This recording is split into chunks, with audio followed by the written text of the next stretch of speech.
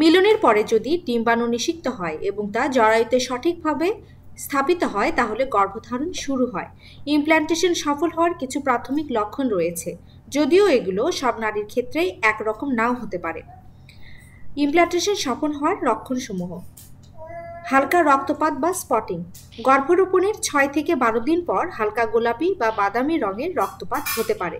এটা স্বল্প সময়ের জন্য হয় এবং ঋতুর মতো বা মাসিকের মতো ভারী রক্তপাত হয় না।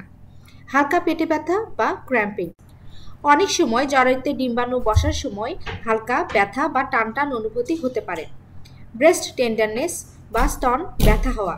হরমোন পরিবর্তনের কারণে স্তন স্পর্শে সংবেদনশীল হয়ে যেতে পারে। স্তন আকারে সামান্য ফুলেও যেতে পারে। বমি বমি ভাব বা মর্নিং সিকনেসের সূচনা।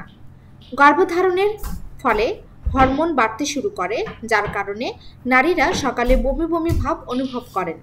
দুর্বলতা বা ক্লান্তি ভাব। শরীরে প্রজেস্টেরন হরমোন বাড়ার কারণে অনেক সময় অতিরিক্ত ক্লান্তি অনুভূত হয়। মেজাজ পরিবর্তন।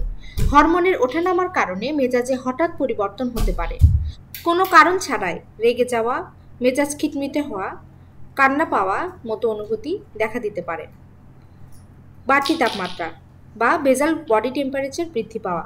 গর্ভরোপণের পর শরীরের বেজাল টেম্পারেচার কিছুটা বেশি থাকে। শরীর গরম গরম অনুভূত হয় এই সময়টিতে। প্রায়ই প্রস্রাব লাগা।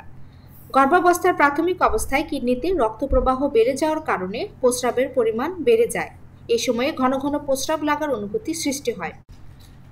এই লক্ষণগুলো ছাড়াও মিলনের 10 থেকে 14 দিন পরে ঘরে বসে ইউরিন টেস্ট কিট দিয়ে পরীক্ষা করুন। আরও নিশ্চিত হতে চাইলে রক্তে ACG পরীক্ষা করাতে পারেন।